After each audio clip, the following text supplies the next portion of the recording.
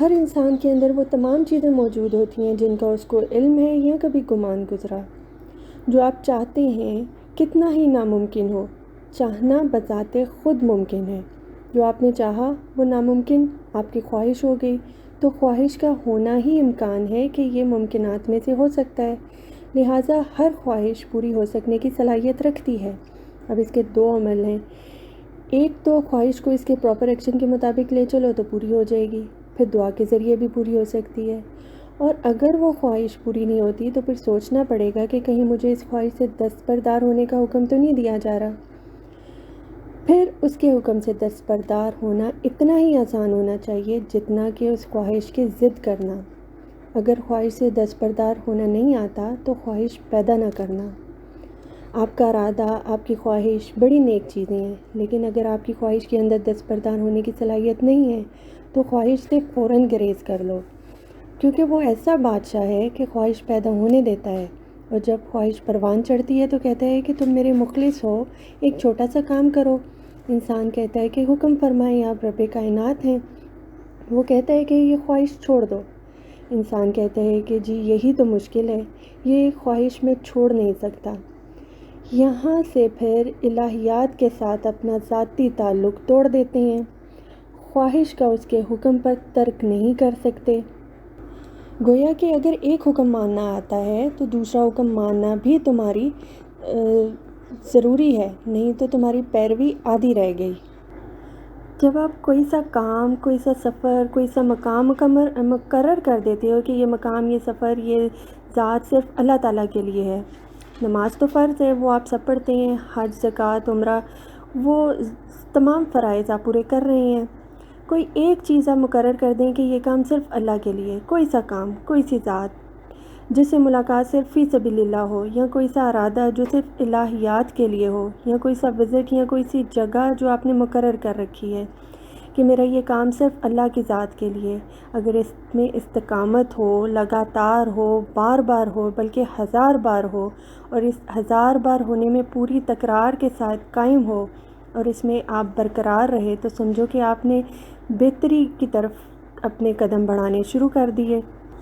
استقامت ہو اور اس کام کا شوق ہو جس کام کی خاطر آپ چل رہے ہو۔ شوق کا مطلب ہے کہ وہ راستے کی کسی رکاوٹ کی پرواہ نہیں کرتا، کسی مجبوری کی پرواہ نہیں کرتا، کسی معذرت کو قبول نہیں کرتا، اور لگاتار چلتا رہتا ہے، کبھی مدم نہیں ہوتا۔ شوق کی تعریف یہ ہے کہ یہ نہیں کہ آج مجھے یہ پسند ہے اور کل مجھے یہ پسند نہیں رہے گا، اس سفر میں یہ نہیں ہوتا۔ شوق قائم رہے، آپ کے اندر استقامت جاری رہے، اور پھر جس چیز کا شوق ہے اس کے لیے ادب پیدا ہو جائے۔ شوق بھی ہو، ادب بھی ہو، استقامت کے ساتھ وابستگی بھی ہو، اگر یہ عمل قائم ہوگا تو اسی کو فیض کہتے ہیں۔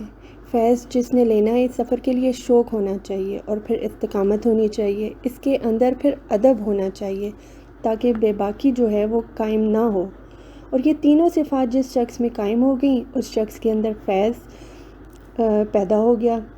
ایک ایسا مقام آتا ہے جہاں ادب کی کمی جو ہے وہ عبادت بھی فیض سے محروم کر دیتی ہے، اس لیے یہ بہت ضروری ہے کہ ادب ضرور ہو۔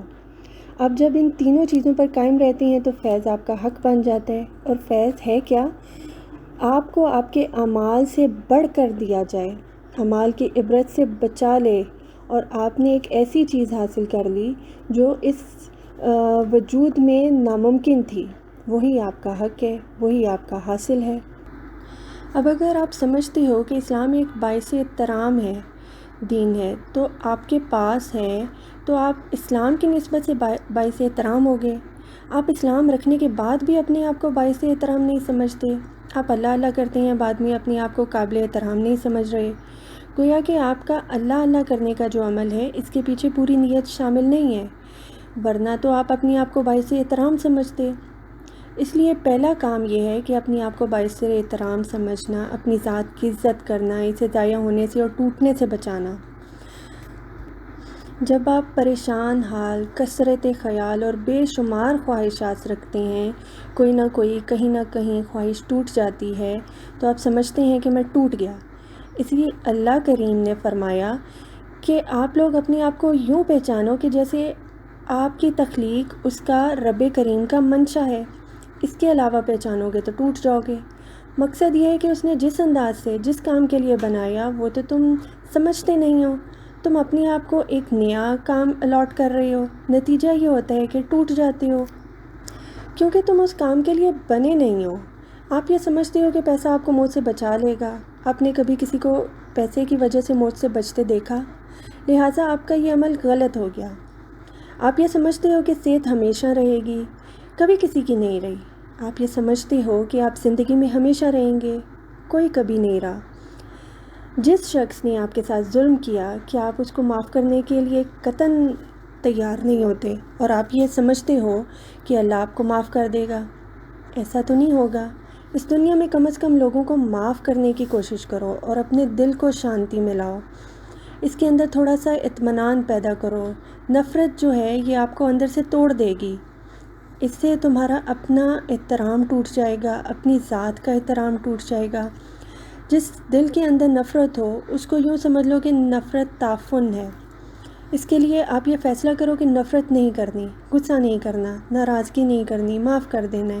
جب آپ کو اتنی بات سمجھ آ گئی تو پھر وجود کا بیس جو ہے وہ کلیئر ہو گیا، اور آپ کا تعلق جو ہے وہ مالک حق سے، حقیقی رب سے جڑنے میں آسانی ہو جائے گی۔ اللہ پاک ہمیں اپنی رضا میں راضی رہنے کی ہمت، طاقت دے، توفیق عنایت فرمائے۔ آمین یا رب العالمین۔